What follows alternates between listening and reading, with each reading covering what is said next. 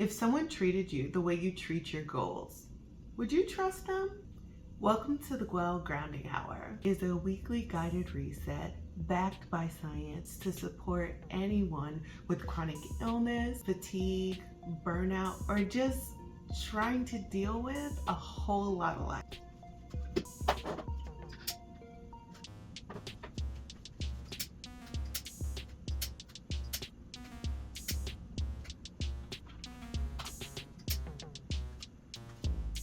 Think of this as group coaching without the awkward Zoom calls or scheduling conflicts. If you've ever told yourself, I'll start Monday and then didn't, you're not alone.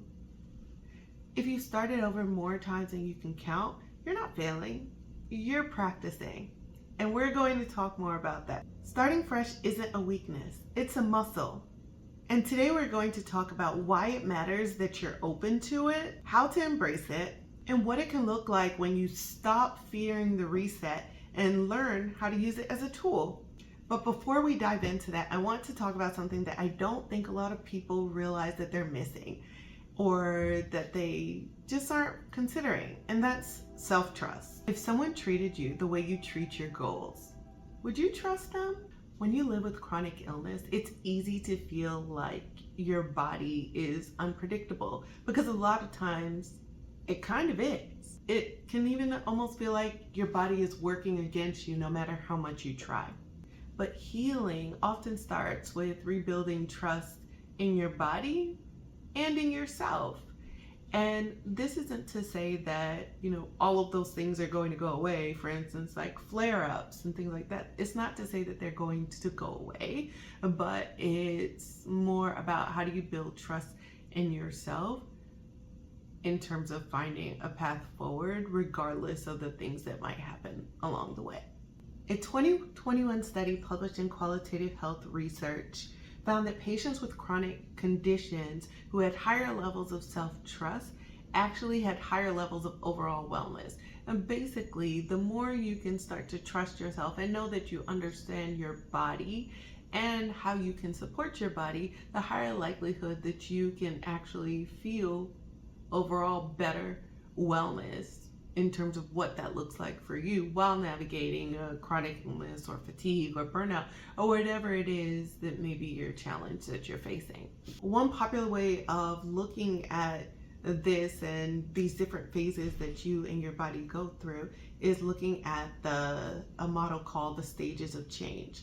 And what I find to be powerful about this model is that it demonstrates that you don't have to go full speed all of the time. And it also normalizes, or it includes the fact that sometimes you might have to pause or reset or relapse. And I don't want you to look at that negatively, but it's a moment to recalibrate and reset. And this stages of change model is often used in clinical settings, but honestly, you can use it to just frame things, particularly like specifically habits that you're looking to change in your everyday life.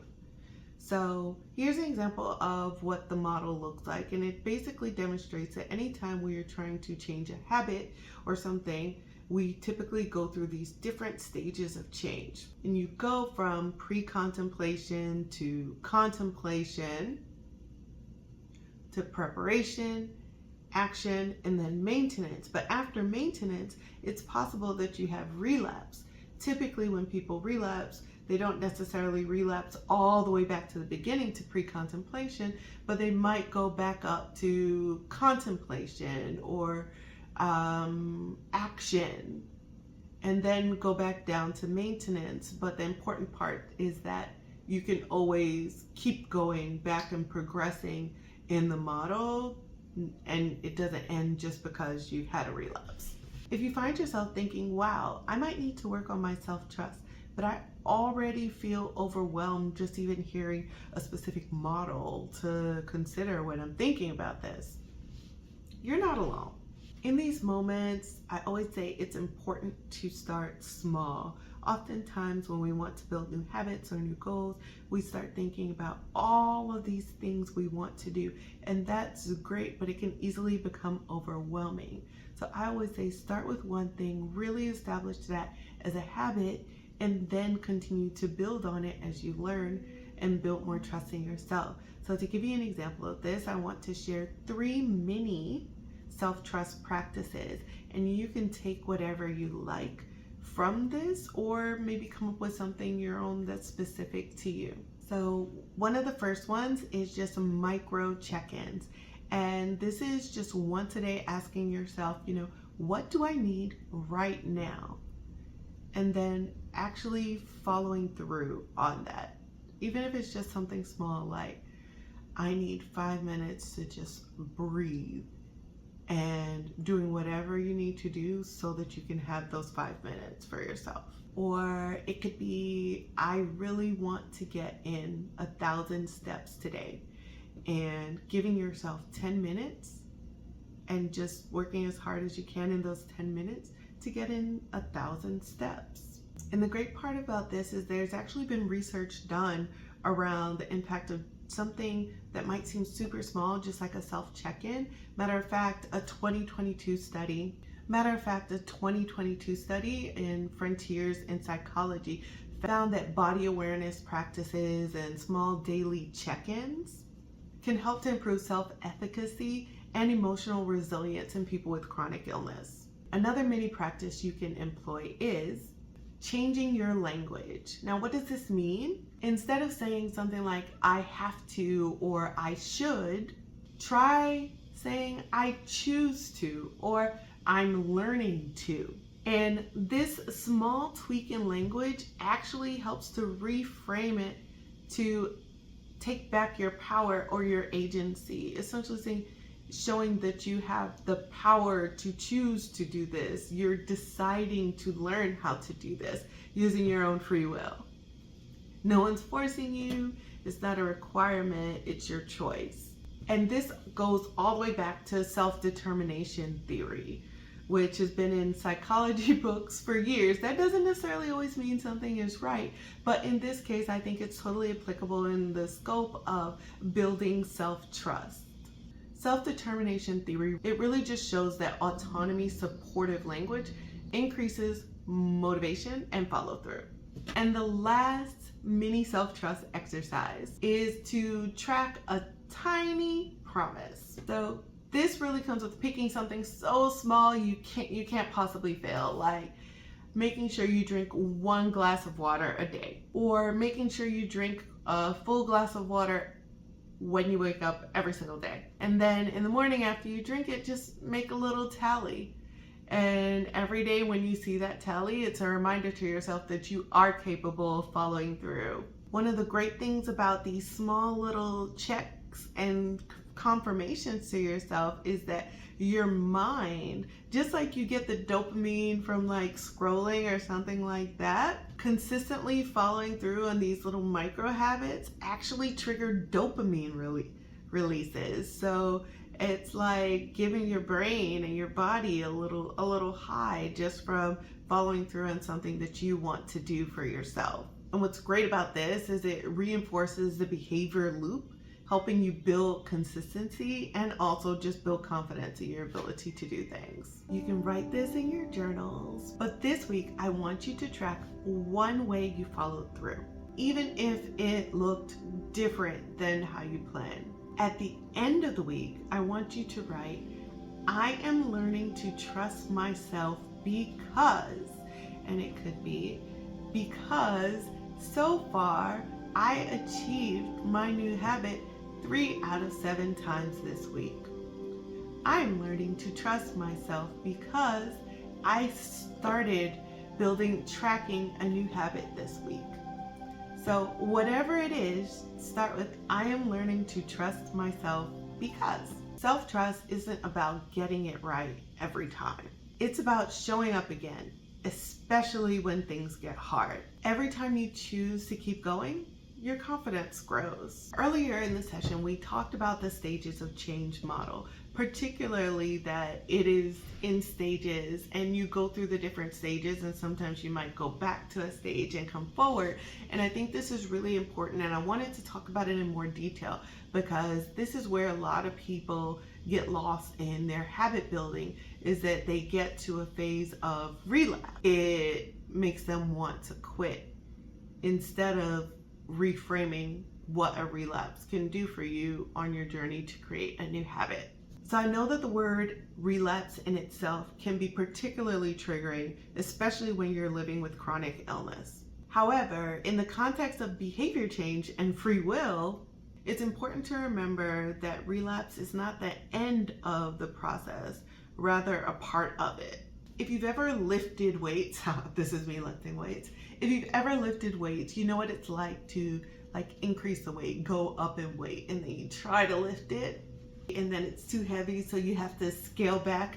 But that's not failure. That's how you build strength. You adjust, stay consistent, and then you come back stronger. Most people go through the stages multiple times before reaching sustained change. Basically, you can only lift a heavier weight if you keep trying to build your strength. There's tons of data to support this, whether you're looking at the higher likelihood of smokers who relapse but start over again having a stronger success rate, or if you look at people who are looking to make dietary changes and having relapses, but that starting over being a sign of more likely success in terms of having sustained behavior. Or if you just want to throw something out there and think about somebody like Serena Williams, who is, not even arguably one of the greatest athletes of our time. She's had multiple setbacks, whether they're medical setbacks or physical setbacks just from being a top tier athlete, but she's always chosen to keep going.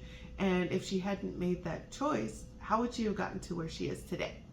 Often setbacks with chronic illness can feel totally out of your control, and a lot of times they are. And some of these things might look like, when you're managing PCOS, fibroids, or endo, and you have a flare up, or your symptoms change, with the changing seasons, with the weather, with whatever time it is in the month. Or if your medical care and the protocol has changed and you have to navigate how that change impacts you or adjusting to that change.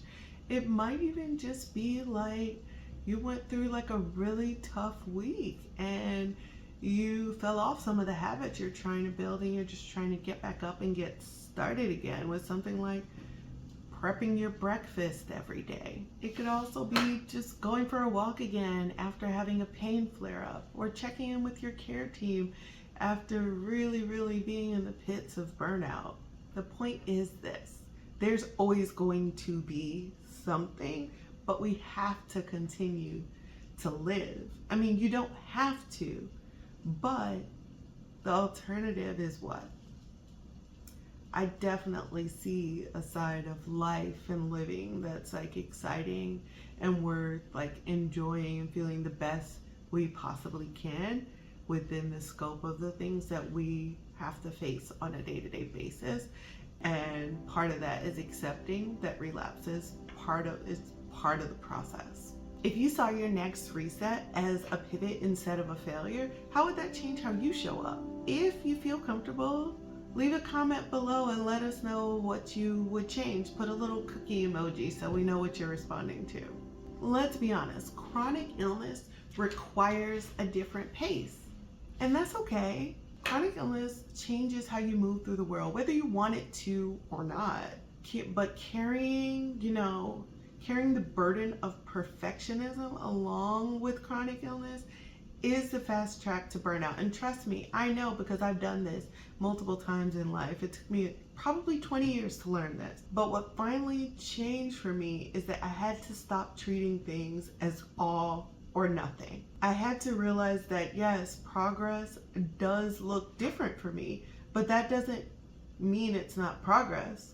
Even if it took a little bit longer, and it's continuing to take a little bit longer. I mean, realistically, culturally, many of us weren't even taught that slow change is valid, but it is. Many of us carry the weight of perfectionism. We assume if we can't do something well or perfect, then it's not even worth doing. But being well isn't about managing these extremes of right or wrong, perfect or imperfect. It's about returning to and focusing on what matters specifically for you. Basically, keep your eyes on the ball, your ball. So some ways to think about this is, again, looking at how you reframe the language you use and how you talk about things. So for instance, even just reframing like a missed workout or a messy week is like a pause instead of a failure. And I know there's a lot of language around this about people saying, just keep it real, you failed, you messed up. But why are we so stuck on looking at things that way versus saying, what can we take from this? Why was my week messy? Why was it harder? Why was it more difficult? And what can I do differently next week for a different outcome? All right, so we've talked about a lot of things today, particularly the importance of self-trust, about the benefits to relapsing and how it's a part of the process, and about reframing and understanding that change takes time and that's totally okay. Let's get our journals out, our notepads, our iPads, whatever you use, and let's put some pen to paper on bringing these ideas together on how they specifically apply to you. We're going to go through a guided journaling session. During this session, I will give you some question prompts. After the prompts, you'll have some time to reflect on them, whether you do it out loud in your journal, whatever works for you, before I get to the next prompt. What is the one area of your life that you've tried to be perfect?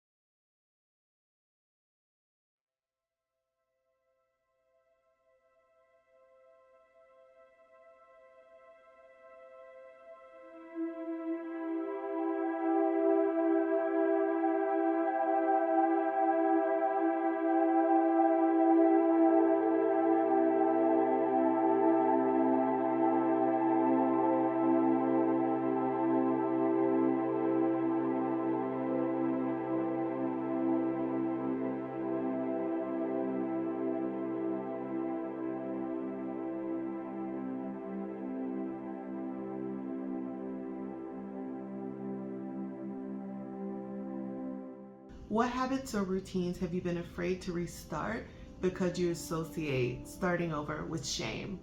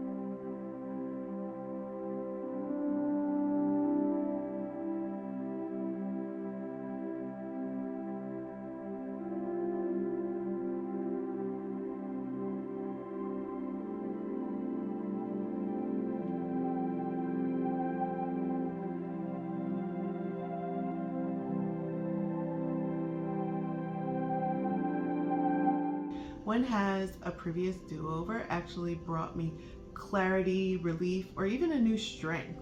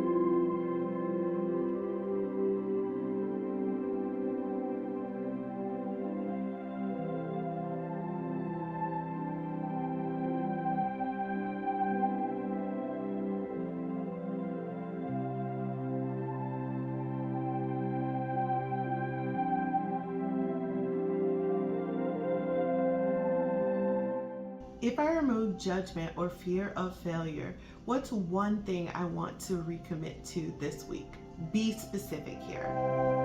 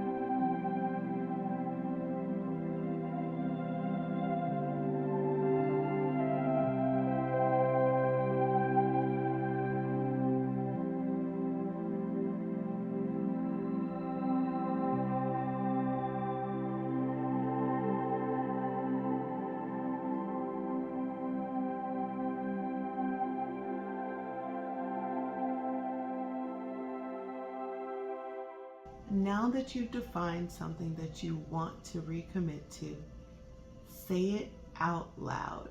Describe what it looks like and how you feel doing it.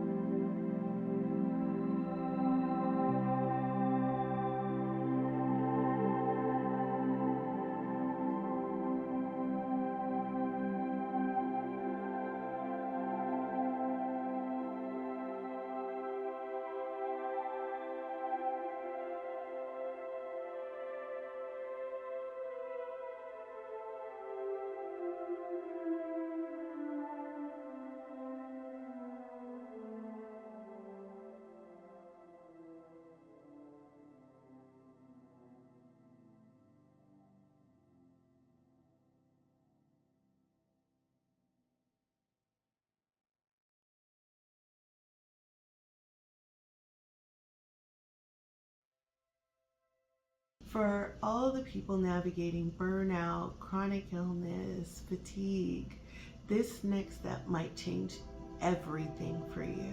Let's contingency plan. What could get in the way of you achieving your goals this week? And what can you do to get ahead of it? An example would be not having childcare. So you would come up with some plan B options or things you could do with your child that helps you to get closer to that thing you want to keep doing. Whatever it is, but let's talk about some plan Bs and even plan Cs if you need to.